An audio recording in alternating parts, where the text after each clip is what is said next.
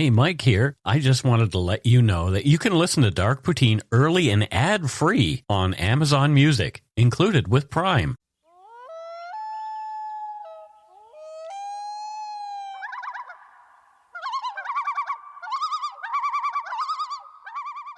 Welcome back to Dark Poutine. I am Mike Brown. Hello, Mike. Hello. Who are you again? It feels like I haven't seen you in a while. You haven't. We took a little break from recording last week because you had other stuff that you needed to take care of. Yeah, like my mental health. Right. Well, I didn't want to say that. I was just like, I just can't today, Mike. I just can't. I have the blues, and it's like when you have the blues, the last thing you want to do is like talk about murder. I feel the same way. Anyway, I'm glad you're feeling better, and so let's forge forth with this one. Okay. The views, information, and opinions expressed during the Dark Poutine podcast are solely those of the producer and do not necessarily represent those of Curious Cast, its affiliate, Global News, nor their parent company, Chorus Entertainment. Dark Poutine is not for the faint of heart or squeamish. Listener discretion is strongly advised. We're not experts on the topics we present, nor are we journalists. We're two ordinary Canadian schmucks chatting about crime and the dark side of history. Let's get to it. Put on your toque, grab yourself a double-double and a Nanaimo bar. It's time to scarf down some Dark Poutine. You are responsible for obtaining and maintaining at your own cost all equipment needed to listen to Dark Poutine. Dark Poutine can be addictive. Side effects may include, but not be limited to, pausing and questioning the system, elevated heart rate, pondering humanity, odd looks from colleagues as you laugh out loud at work, family members not into true crime worrying about you. Positive side effects may include some perspectives and opinions that you disagree with, as well as some wokeness and empathy. If you don't think Dark Poutine is for you, consult your doctor immediately.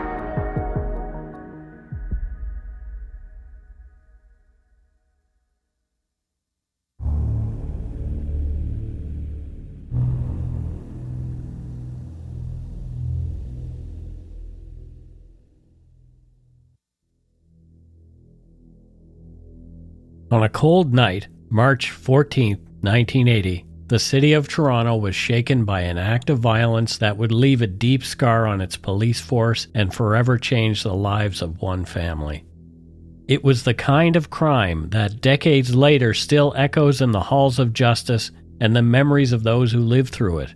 This is the story of Constable Michael Sweet, a dedicated police officer, loving husband, and dedicated father of 3 young girls, all under 10 years old, who lost his life in the line of duty at the hands of 2 brothers.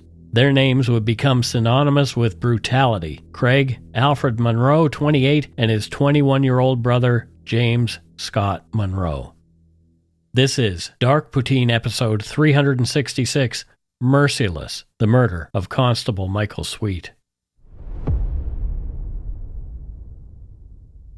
Michael Sweet was just 30 years old and known among his fellow TPS colleagues for his steady demeanor and unwavering commitment to service. He was a family man, married to his high school sweetheart Karen, with 3 young daughters at home. Jennifer was 6, Kimberly was 4, and the baby Nicole was only 16 months old. Michael Sweet had joined the Toronto Police Service with a sense of purpose, determined to make a positive difference in his community. He was respected by his peers and beloved by his family, a portrait of the kind of officer every city hopes to have patrolling its streets. Yeah, it's hard to hear that and not kind of feel the weight of it, right? This is a man trying to build something good, stepping right into the path of people who are set on tearing things down. Yeah. That heart of wanting to do something good, that's what makes a good police officer. Yeah, it definitely does. Craig and James Munro grew up in Toronto. Their early years were marked by trouble. Craig, the older brother, was known for his violent temper and drug use. He started getting into trouble with the law as a teenager.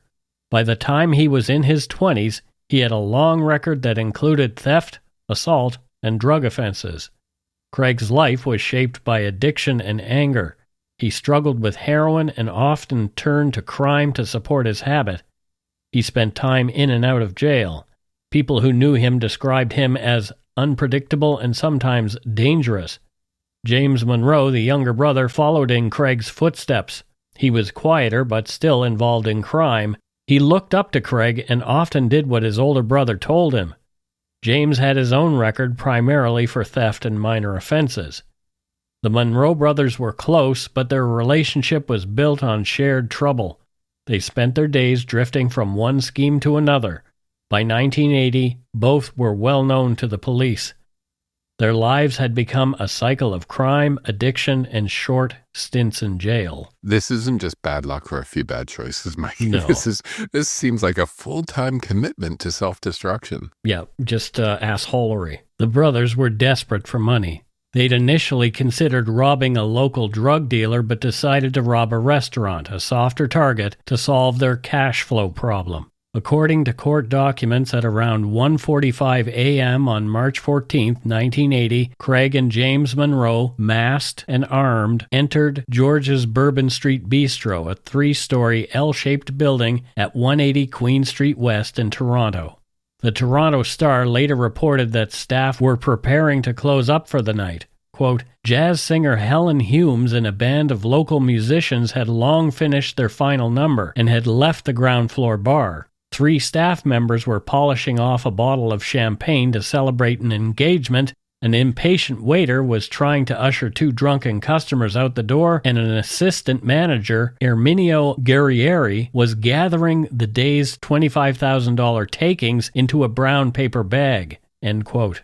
The tavern featured 2 front entrances on Queen Street, a rear entrance opening onto a lane and a side entrance on the west side. The front doors led into a foyer, with the eastern door near a stairway to a second-floor cabaret and the western door opening into a reception area.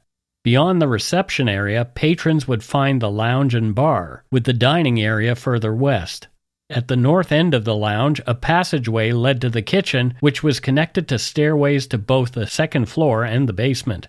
Before entering, the Munro brothers circled the building in a borrowed car and parked across Queen Street. James, carrying a concealed sawed-off shotgun, first crossed the street to check for police. Once he signaled the coast was clear, Craig followed, armed with a .32 caliber pistol and carrying a plastic bag with a change of clothes for after the robbery. They entered through the western front door, which Craig locked behind them, and left the bag on the stairway at the lobby's east end. Both men pulled their masks over their faces in the lobby before entering the reception area. Inside, several employees and 2 customers were present. As the Munros entered the lounge and bar, they announced a holdup, demanded to know where the money and the manager were, and searched for the safe. Erminio Guerrieri, the assistant manager, managed to hide the day's cash receipts under a radiator. The Munros ordered everyone to lie on the floor. According to employees Cindy Shanks and Peter Bambro, when one intoxicated customer hesitated, he was struck and kicked by the man with the handgun. Shanks, a waitress, recalled that the man with the shotgun placed it at her head and threatened, quote, if you don't tell me who the manager is, I'll blow your head off.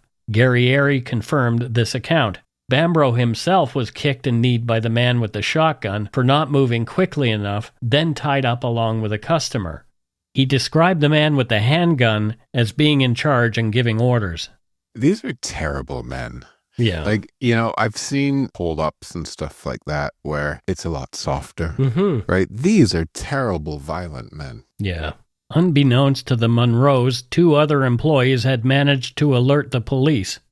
James Kita, an employee, had heard the commotion from the washroom. He peeked out, saw the masked gunman, and made his way to the kitchen, then upstairs, escaping via a fire escape. Outside, he encountered Thomas Grindley, manager of the upstairs restaurant, and informed him of the robbery. Kita then ran to Queen Street, flagged down a police cruiser, and relayed the situation to the officers inside. One of the officers, Constable Train, accompanied Kita around the west side of the building to the back door. while Grindley went up the fire escape to the second floor to call the police, then returned downstairs to let in Constable Wheeland through the eastern front door. As the situation escalated, there was some variation in witness accounts about the final moments in the lounge, but all agreed that the Munros ran toward the kitchen just as police entered. Constable Wheeland was likely the first officer into the lounge, where he saw people lying on the floor with their hands tied behind their backs. As soon as he entered, they shouted, "They're in the kitchen." Those 4 words, "they're in the kitchen." Yeah. For me, the whole tone of the story is changing right now. Yeah. From fear to like the start of a manhunt in really close quarters, which is danger. Yeah.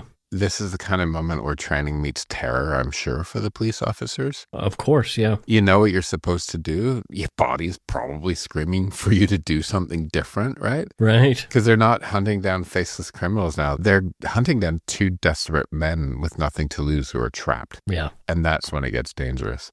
Constable Train, stationed at the rear door, heard someone descending the stairs inside. He identified himself as a police officer and called for anyone inside to surrender. He managed to open the door slightly before a shot came through, striking his watch band but leaving him unharmed. Another officer, Constable Ricketts, witnessed the door opening and heard the shot, followed by a warning, "Get away from that door."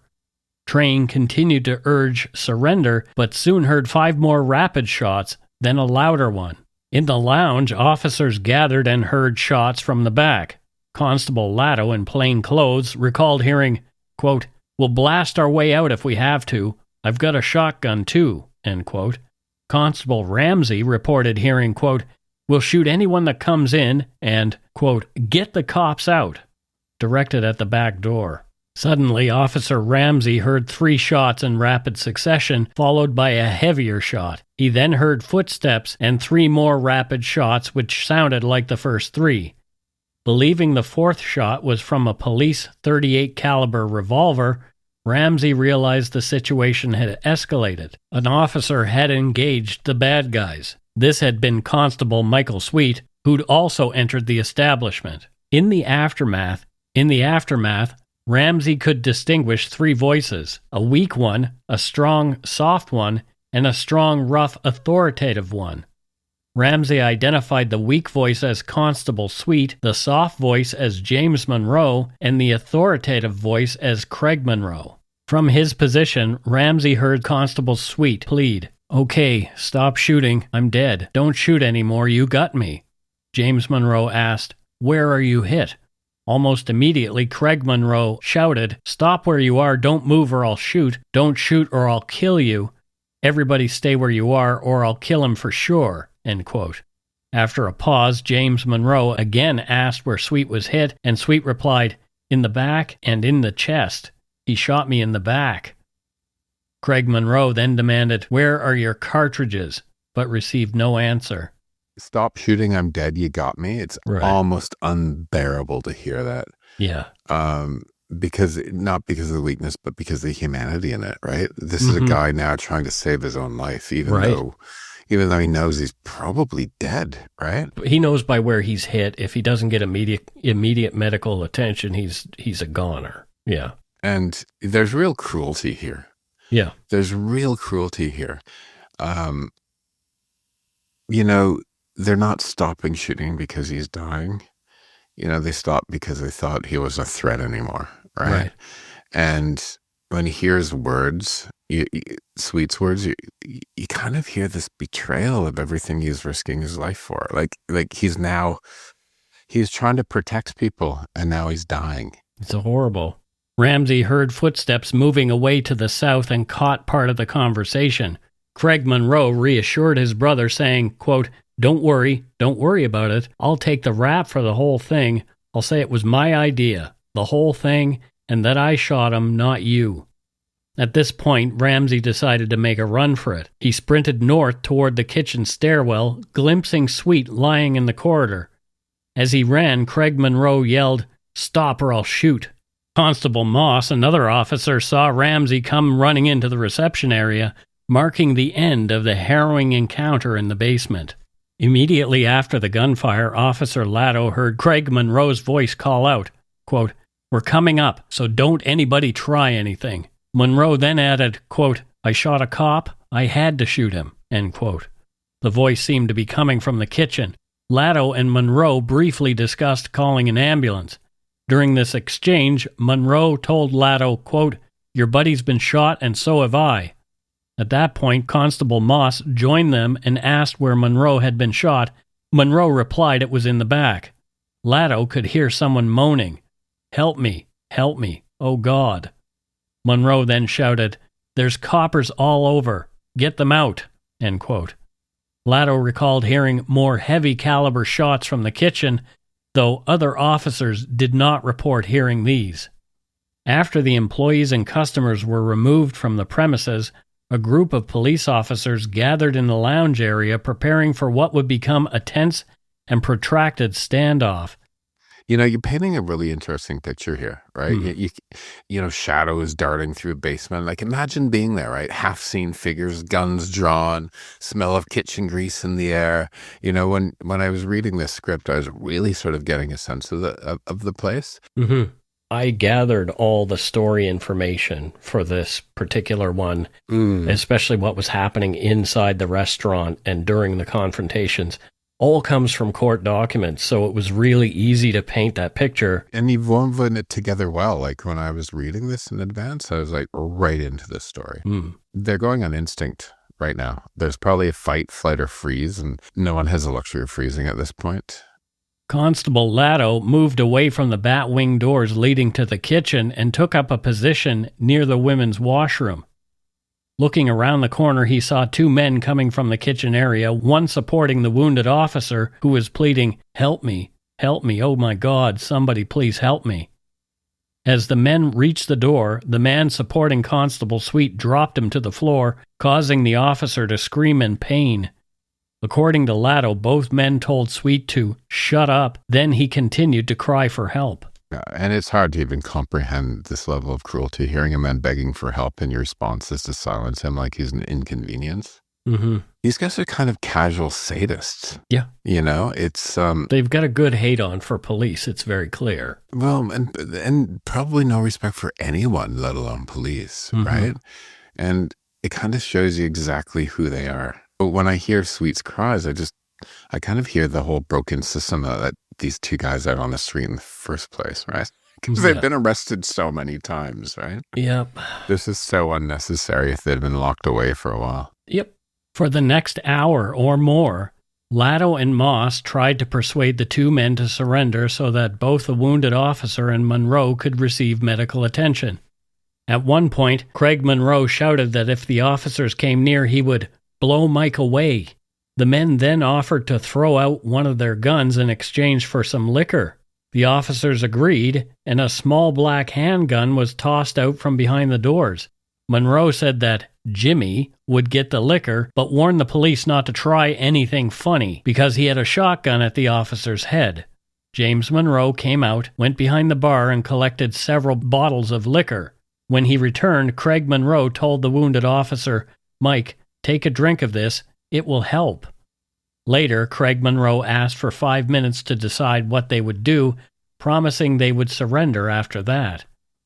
James Munro then announced he was going to make a phone call and went to a telephone at the north end of the bar. Latto could hear the entire conversation but caught the words wife and a request to call a lawyer saying they would surrender at 52 Division. A witness who'd been in the restaurant recounted some conversation between Constable Sweet and the Munro brothers. Bleeding profusely, Sweet pleaded with the gunman, "Please, guys, I'm dying. Let me get to the hospital. If I die, then you know your lives aren't worth a nickel." Constable Sweet, quote, screamed repeatedly at the gunman to think of my wife and 3 young kids at home, end quote. Both men then asked for their clothing, which was in a plastic bag in the foyer. The officers checked the bag for weapons and returned it. As James Munro walked through the lounge to the reception area, Craig Munro repeatedly shouted not to try anything or he would, quote, blow their buddy away.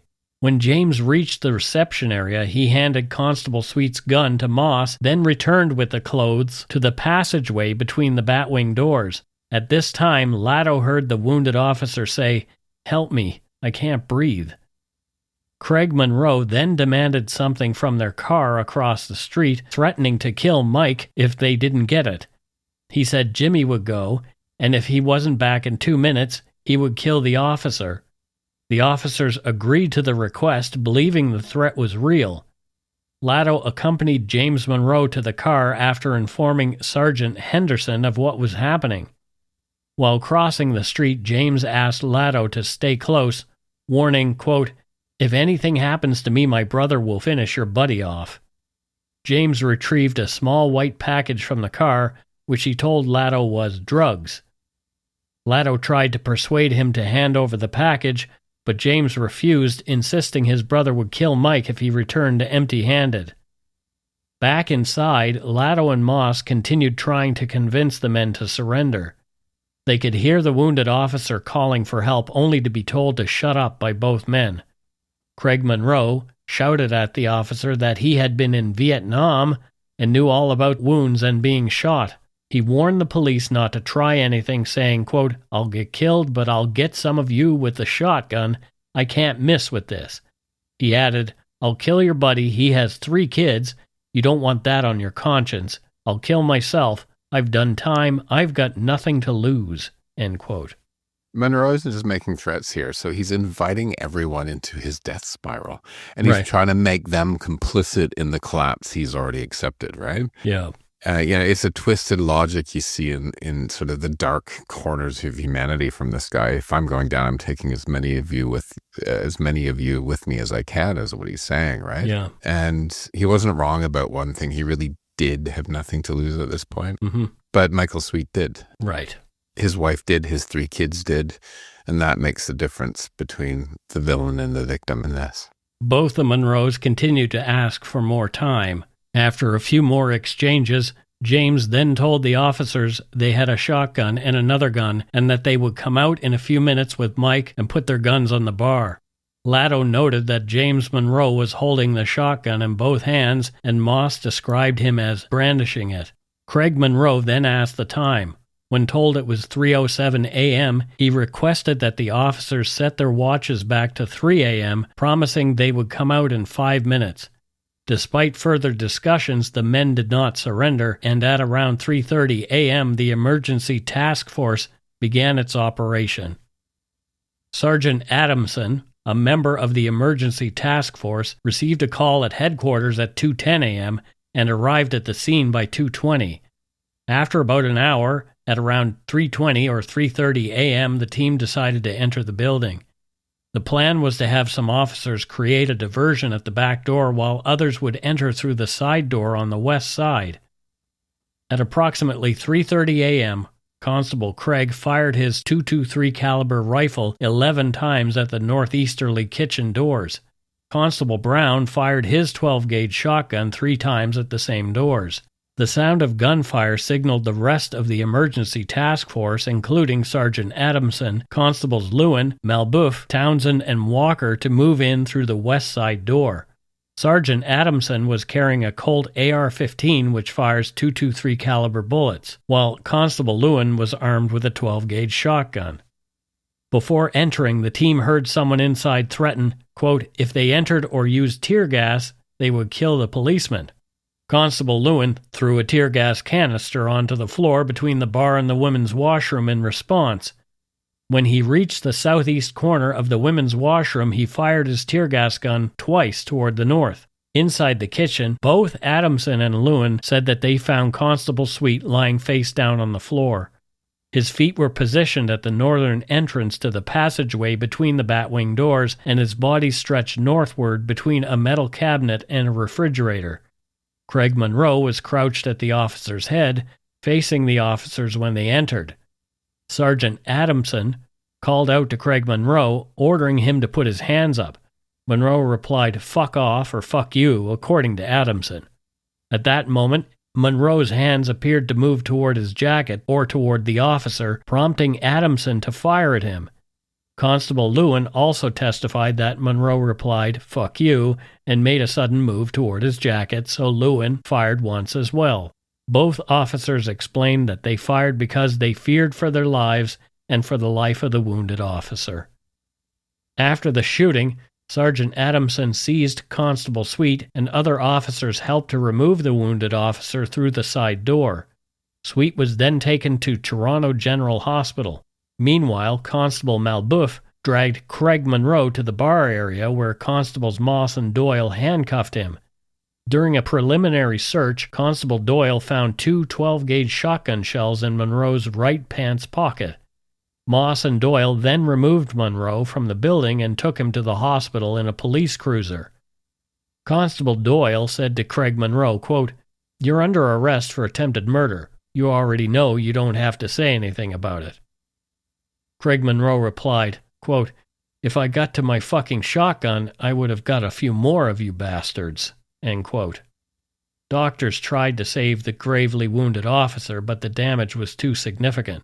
Michael Sweet died from his injuries. The news spread quickly, and the city was plunged into mourning. More after a quick break.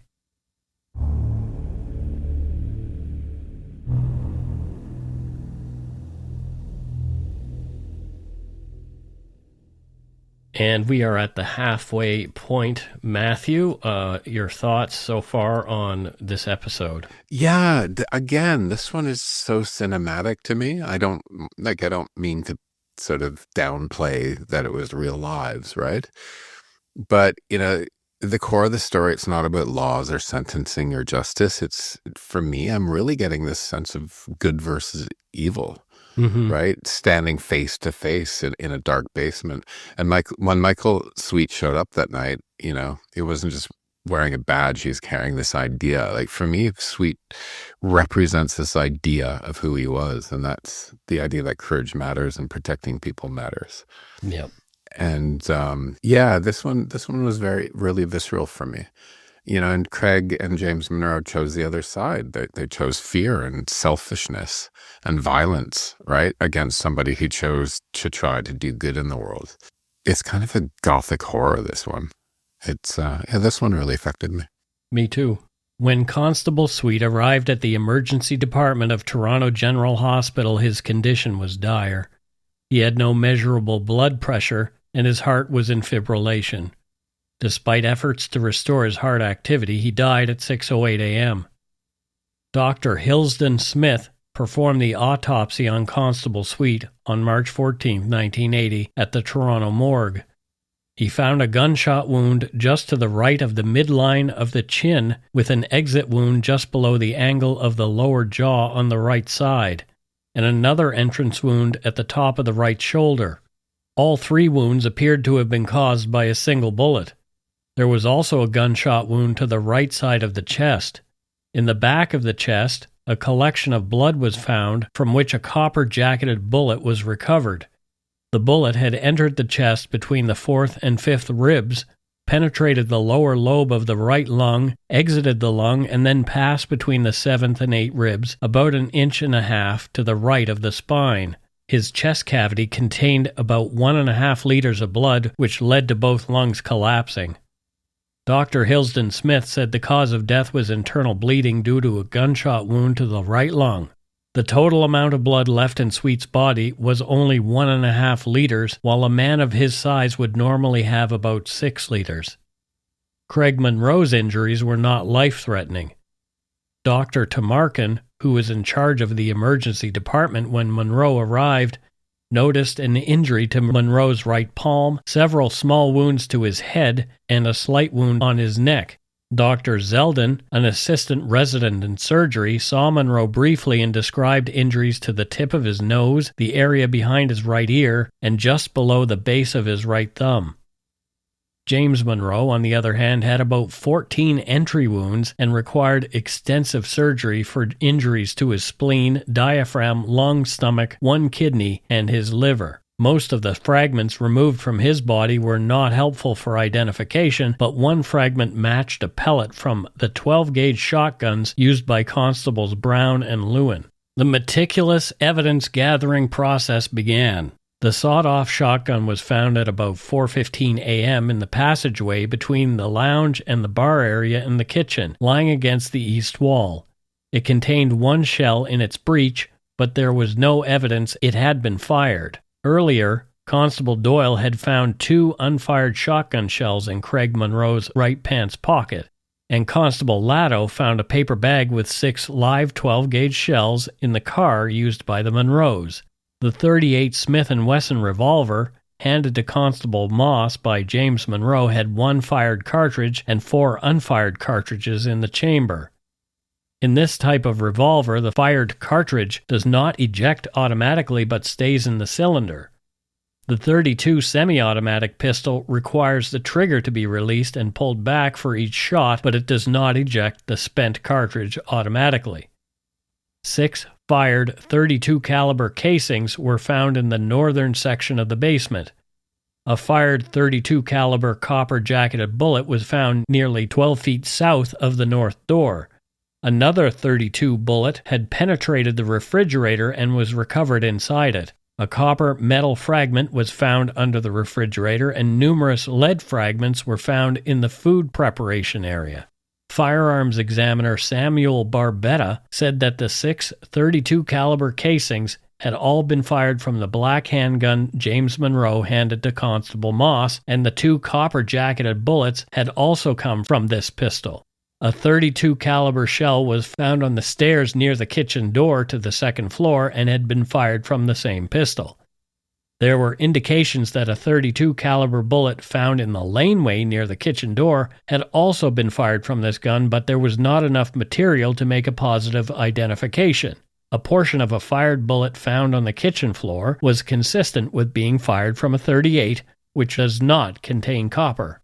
3 .38 caliber cartridge casings were found in the kitchen north of the passageway leading to the lounge and bar. A .438 fired cartridge was found against the west wall of the passageway. 2 unfired .38 shells were found on a stainless steel cabinet in the kitchen, and an empty ammunition holder was found on the kitchen floor near the northwest batwing door. Barbetta said that the .38 fired shell casings found in the kitchen and passageway had been fired from Constable Sweet's .38 caliber revolver. Barbetta also confirmed that the 2 bullets removed from Constable Sweet's body had been fired from the .32 caliber automatic pistol handed by James Munro to Constable Moss. 3 metal fragments were removed from Craig Munro. Barbetta said the fragment from Munro's neck came from a bullet fired from Sergeant Adamson's gun. The fragments from the right ear and right thumb area could not be identified. There had been a lot of gunfire inside that establishment. The murder of Constable Michael Sweet sent shockwaves through Toronto. The police force was devastated by the loss of one of their own. Sweet had a promising career in the department ahead of him when he died. He'd recently completed testing for a promotion. Officers wore black bands on their badges and attended Sweet's funeral in large numbers. The city grieved alongside them. Homicide detective Julian Fantino, who would later become Toronto's police chief, led the investigation into the crime. The case against the Munro brothers was strong, they'd been caught at the scene, and there were many witnesses to their actions. Both brothers were taken to the hospital for treatment for their wounds, and once they recovered, were charged with murder and held.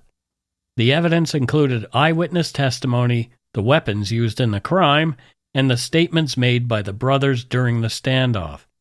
The Sweet family was left to cope with their loss. Michael's wife was suddenly a widow. Their young daughters would grow up without their father. The family received support from the police community, but nothing could fill the void left by Michael's death.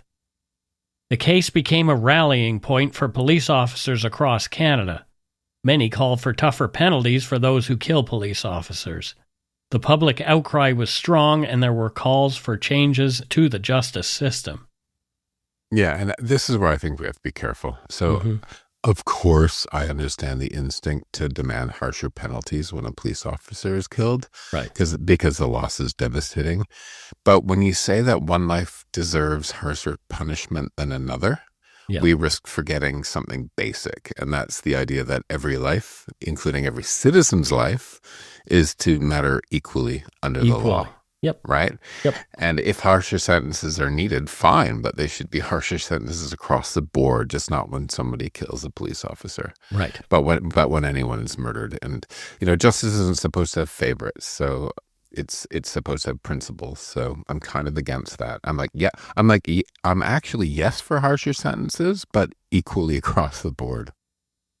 The trial of Craig and James Munro began in the months after the murder. The courtroom was packed with police officers, reporters, and members of the public. The evidence against the brothers was overwhelming. Craig Munro was charged with first-degree murder. The prosecution argued that he had planned the robbery and showed no remorse for shooting Sweet. Witnesses described how Craig had taunted Sweet as he lay dying. The jury found Craig guilty of first-degree murder. He was sentenced to life in prison with no chance of parole for 25 years. James Munro was charged with second-degree murder.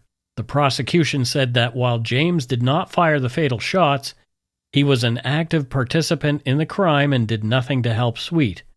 The jury found James guilty of second-degree murder. He was sentenced to life in prison with no chance of parole for 12 years.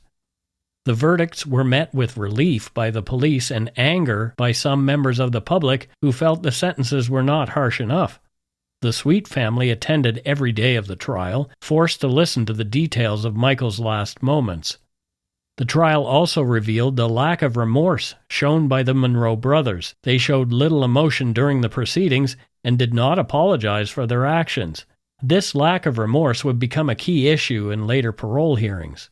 The events of March 14, 1980, left a lasting scar on the Sweet family and the Toronto police community, with Sweet's widow, Karen Fraser, later reflecting, quote, "Everything changes. The life that you had changes.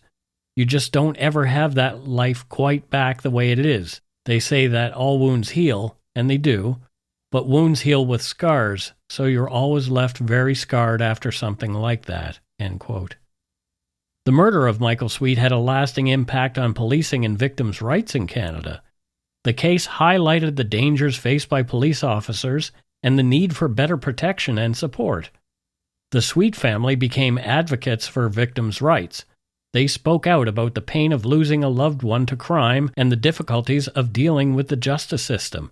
They pushed for changes to the parole process, arguing that families should not have to relive their trauma at every hearing. The case also had a deep effect on the officers involved, especially Sergeant Eddie Adamson. Adamson led the command post during the standoff and struggled with guilt over the decision to wait before storming the restaurant. He developed post-traumatic stress disorder and later died by suicide.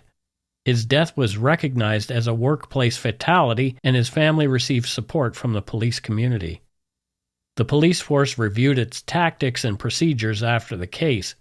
There were changes to how hostage situations were handled and more training for officers in crisis negotiation.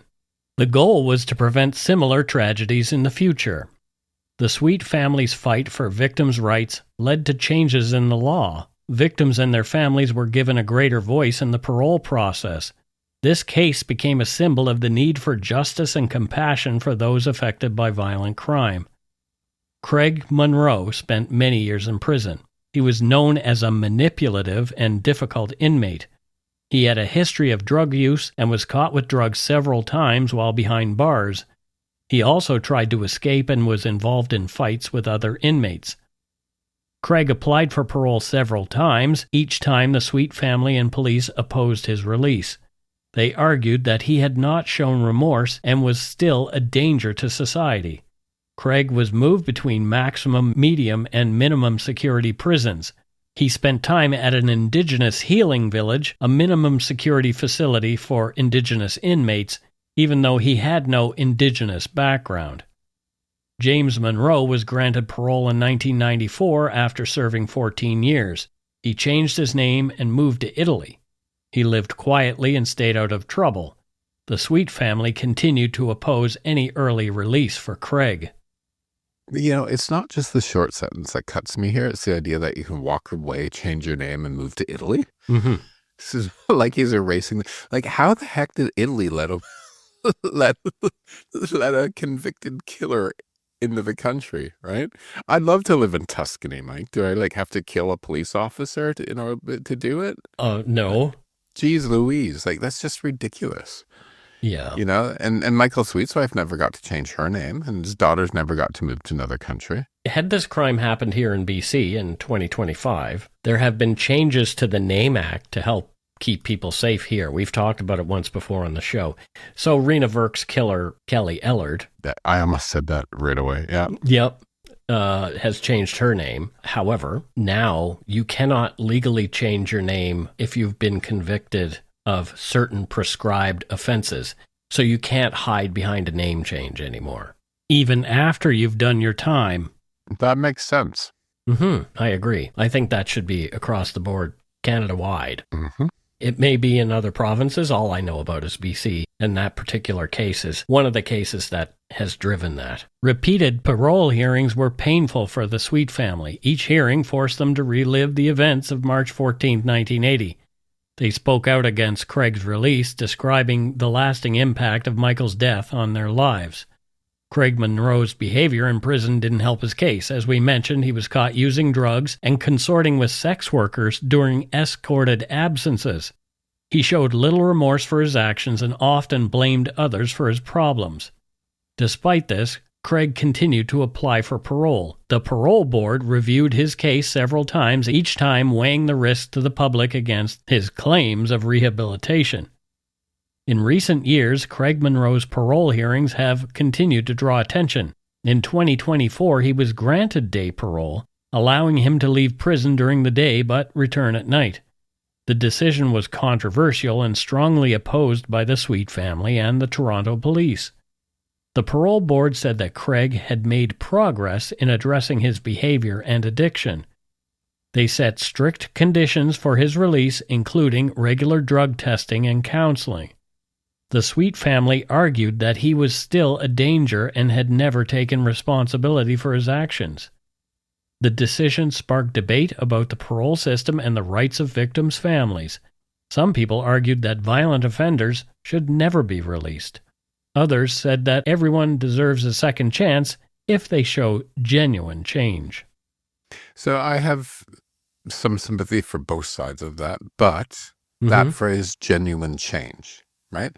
It sounds nice, but what does it actually mean? In what way? By what standard? Who decides when someone who murdered in cold blood has truly changed? Is it based on good behavior inside a prison bubble? Is it therapy sessions? Is it a checklist of things that they said to the parole board? Right. You know, genuine change isn't about behaving when you're locked up. It's about who you are when the doors are open again and there's no one watching. And I think the real tragedy is if the system gets it wrong, it's not the parole board that pays the price. It's the next victim. It's the next families that are left behind. Right. And it's the families that were left behind before who have to keep reliving it all over again. So yeah, genuine change is a nice thought, but what does it mean? And by whose standards? And how do you measure it? Yeah. Yeah. The Sweet family continues speaking out. They say that the pain never goes away and the justice system should do more to protect victims' families. The case has also raised questions about how the justice system handles dangerous offenders. Some people believe that the system is too lenient, while others say it must balance punishment with the possibility of rehabilitation. The story of Michael Sweet and the Munro brothers remains a source of controversy and debate. It's a reminder of the lasting effects of violent crime and the challenges faced by those left behind. Michael Sweet's life was cut short on a night that began like any other. He was a police officer, a husband, and a father. His death left a hole in the lives of his family and colleagues. Michael Sweet is remembered as a hero. His colleagues still talk about his dedication and kindness. His family continues to honor his memory even as they struggle with the pain of his loss. The case of Michael Sweet and the Munro brothers is more than a crime story. It's a story about the people affected by violence, the search for justice, and the hope that such tragedies can be prevented in the future. Michael Sweet's legacy lives on in the changes he inspired and the lives he touched. His story is a reminder of the risks faced by those who serve and protect and the need to support the families left behind. And that's it for Dark Poutine episode 366, Merciless, the murder of Constable Michael Sweet.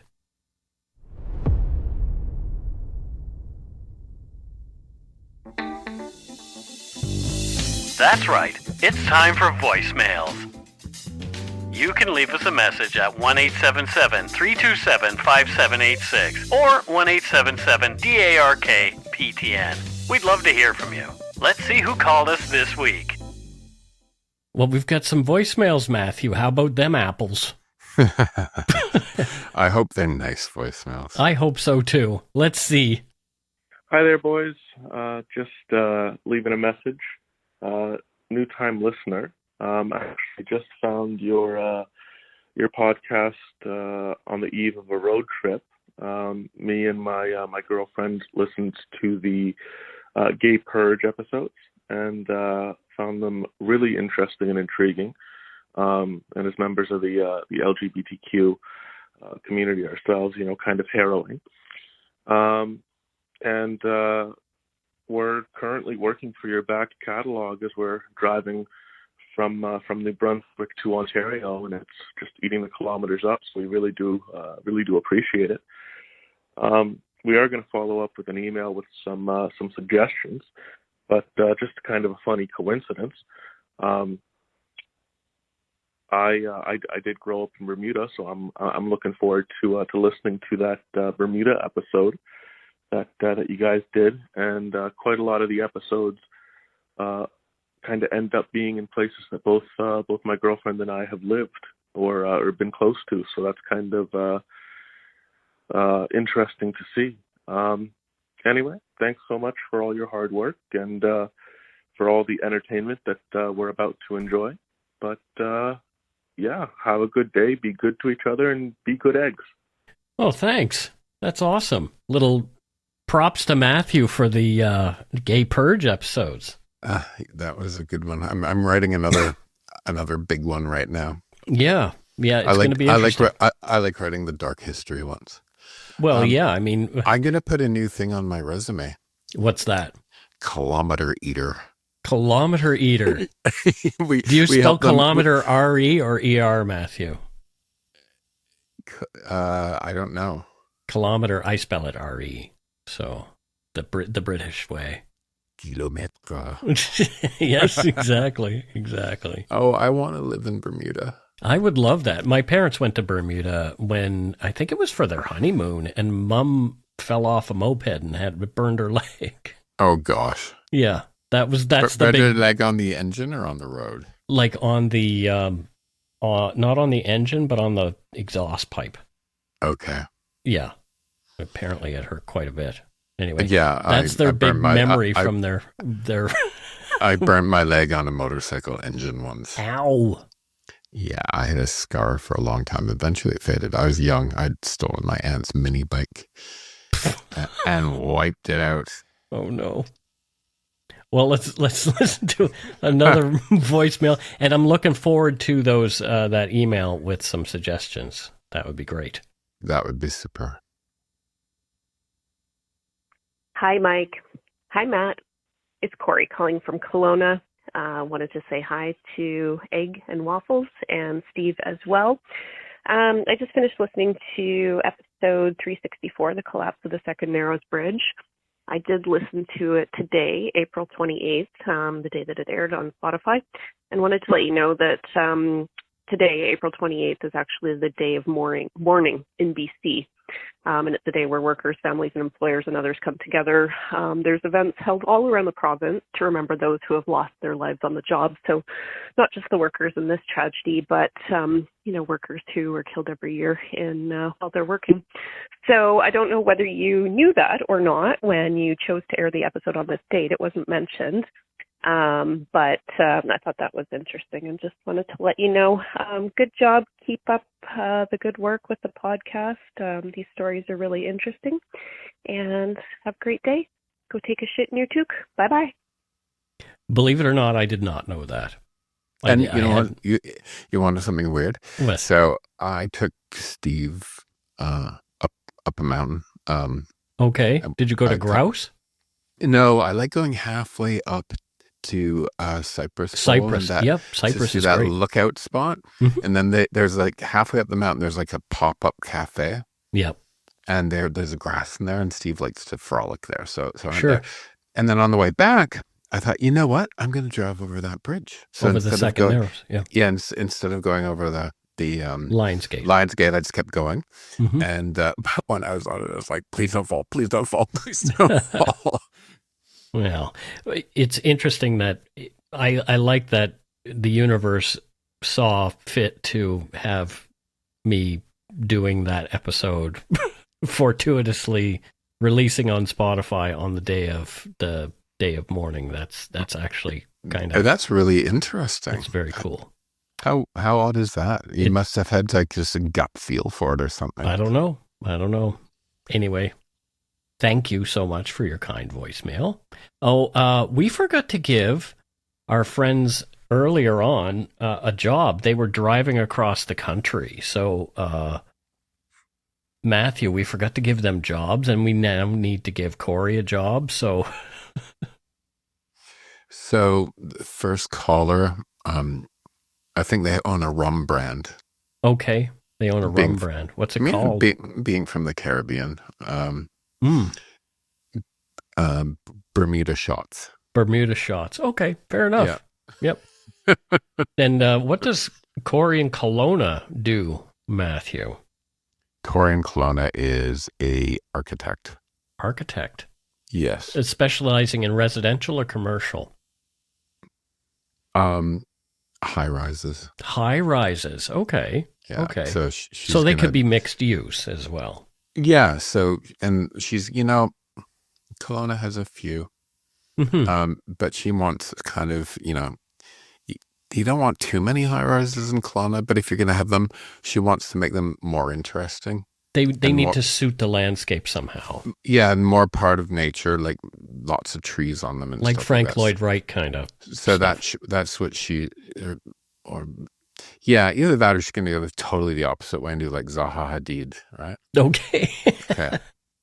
Fair enough. All right, let's move on. We've got another voicemail here. Hi, Mike and Matthew. This is Kelly, and I am calling from beautiful Fergus, Ontario.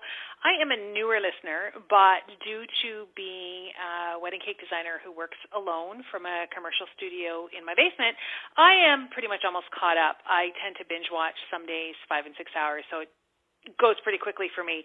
I have two things I want to say. I just finished listening to the Gay Purge episodes, and as a mom of a kid who came out to us, I think about 11 years ago when she was 19, it hurts my heart to hear how horrible people were treated.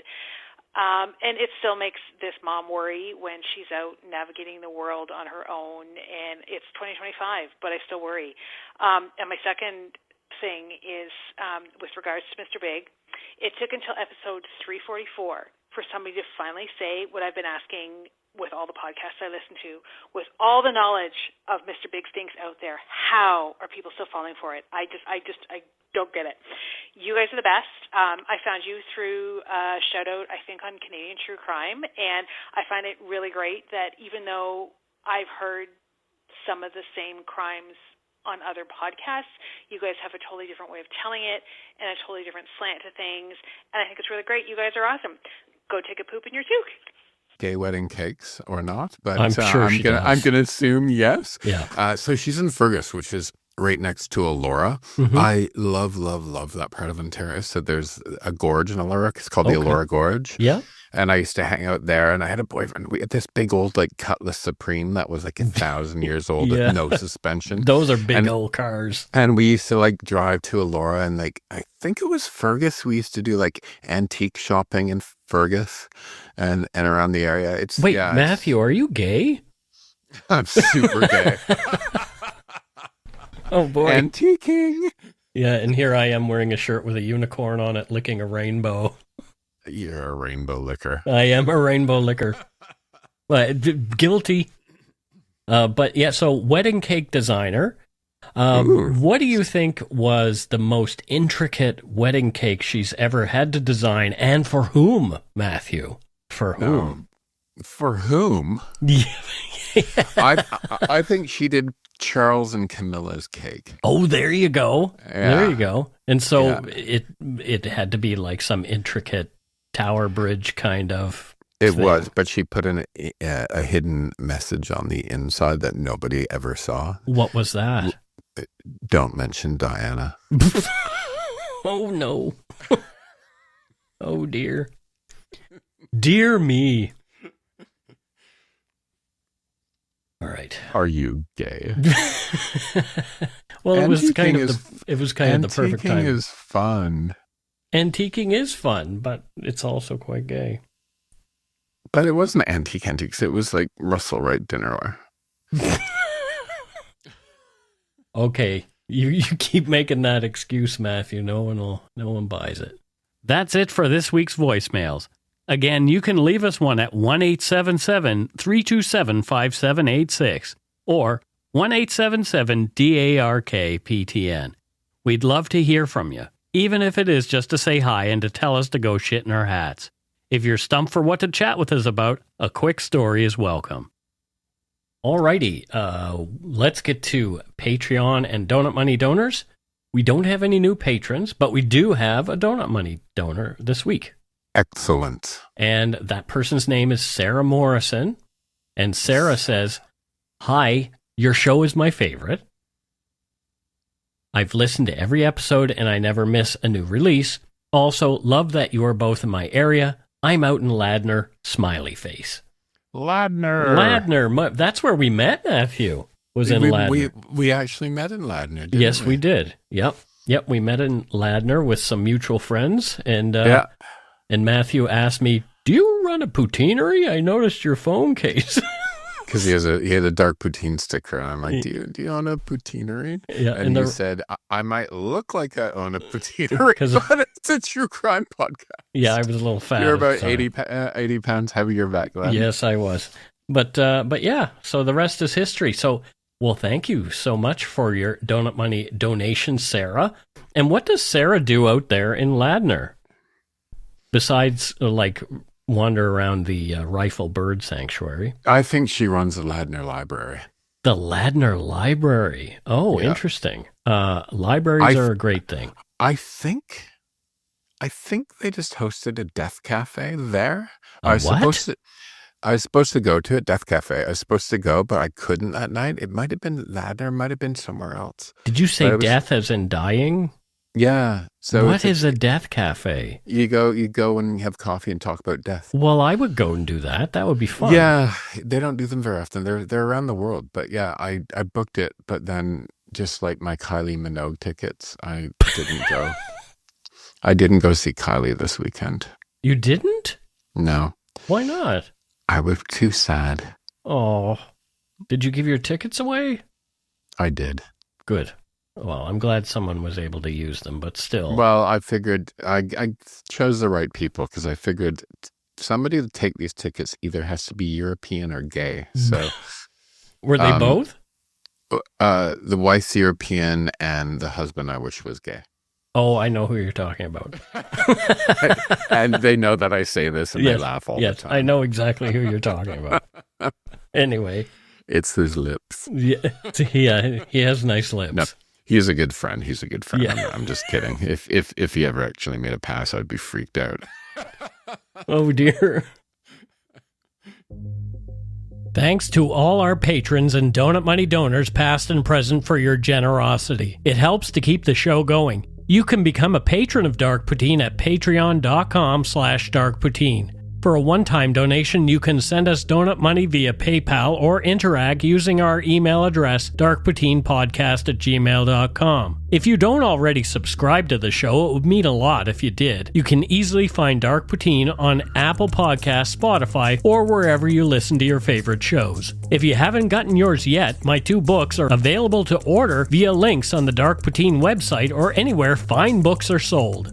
And speaking of darkpoutine.com, check it out for show notes and other cool stuff. We'd appreciate it if you gave Dark Poutine a like or a follow on Facebook and Instagram. Most importantly, thank you for listening. Tell your friends about us. Word of mouth is a powerful thing.